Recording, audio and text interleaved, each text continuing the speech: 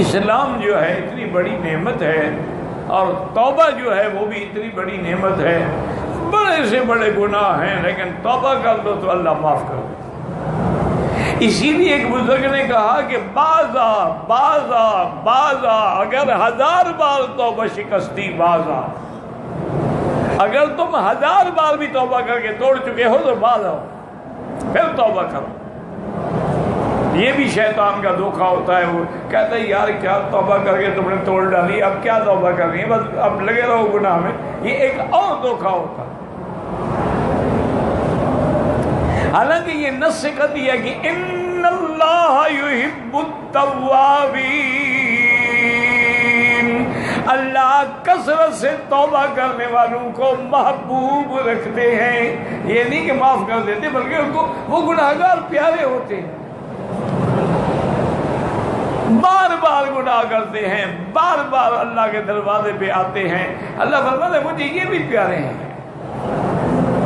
محبوب ہے۔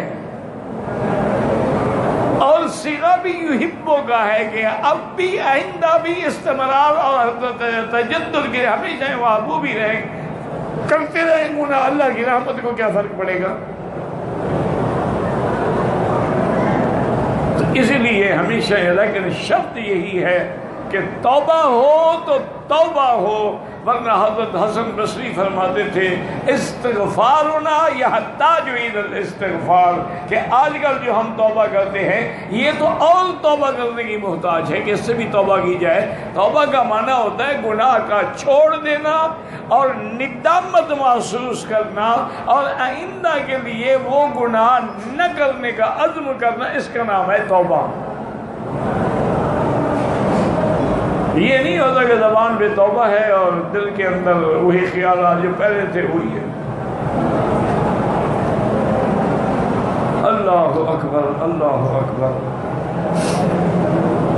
جگر مراد آبادی جو تھا نا جی، بہت بڑا شاعر تھا اور بے انتہا شرابی تھا، اور شراب پیتے پیتے بے ہوش ہو جاتا تھا، لوگ اس کو اٹھا کے لے جاتے تھے، اٹھنے کے قابل ہی نہیں ہوتا تھا نا، نہ چلنے کے قابل ہوتا تھا۔ ایک دن بیٹھے بیٹھے خیال آ گیا کہ یار میری تو زندگی برباد ہو گئی، شراب میں، شباب میں، گناہوں میں، کوئی حل ہے اس کا؟ تو کسی نے کہا ایسا کرو حضرت تھانوی کے پاس جا کے بیعت ہو جاؤ۔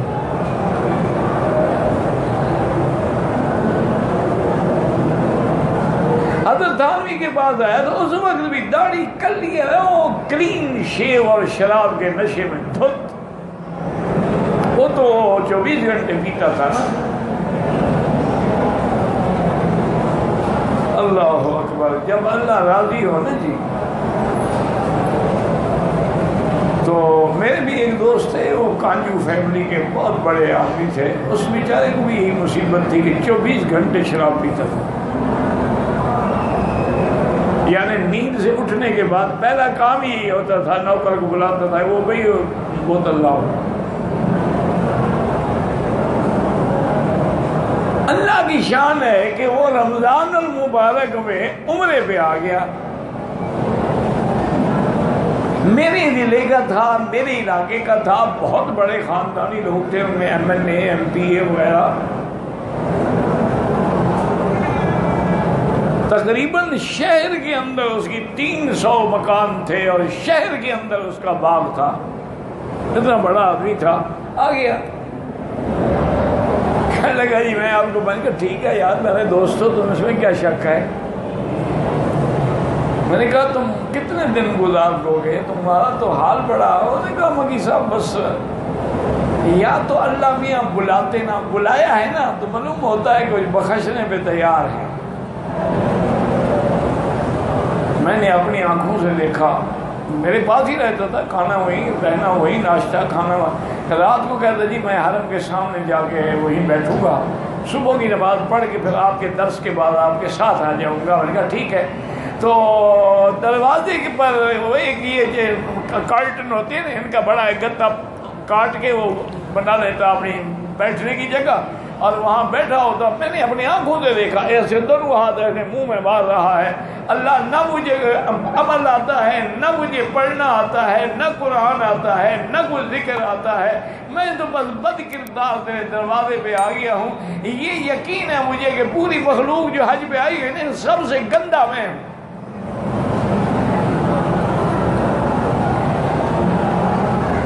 ہمارے علاقے کے ایک بہت بڑے بزرگ تھے، پیر تھے، پیر محسن شاہ صاحب، بہت بڑی شخصیت تھے۔ وہ آئے تو انہوں نے دیکھا، کہنے لگے وکیل صاحب اس ہاتھی کو آپ نے باندھا ہوا ہے دروازے پر؟ میں نے کہا میں جانتا ہوں اس کو، یہ کیسے آپ کے پاس ہے؟ میں نے کہا جی بس میرا تو دوست ہے۔ اللہ کی شان دیکھیں کہ توبہ کی، اور ایسی سچی توبہ کی، داڑھی رکھ لی، 5 وقت مسجد میں نماز دیتا تھا، مسجد کا جھاڑو لگاتا تھا، اذان دیتا تھا، وہی مسجد میں نماز پڑھتے ہوئے موت آ گئی۔ اب اس سے بڑا کیا ہو سکتا ہے؟ اللہ اس کی مغفرت فرمائے۔ جتنے بھی ہمارے دوست احباب فوت ہو گئے، اللہ سب کو باغ جنت عطا فرمائے، تمام عالم اسلام پہ رحمتیں فرمائے۔ یہ کوئی گھڑی ہوتی ہے، یہ کوئی یعنی فصاحت بلاغت کی ضرورت نہیں، اصل بات وہ ہوتی ہے جو اندر سے نکلتی ہے۔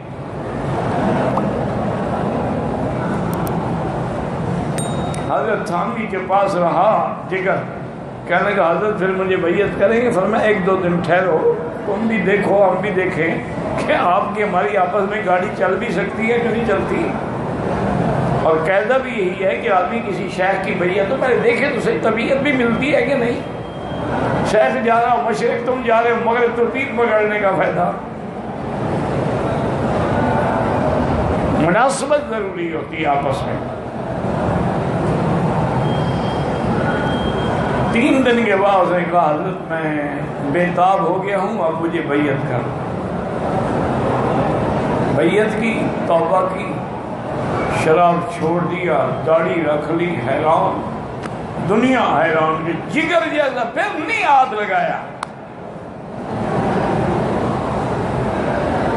آخری اقرب میں شعر بھی لکھا کہ میں سنا ہے کہ وہ کافر مسلمان ہو گیا ہے، اپنے لیے خود لکھا اس نے، اور صحیح ایمان پہ خاتمہ ہوا۔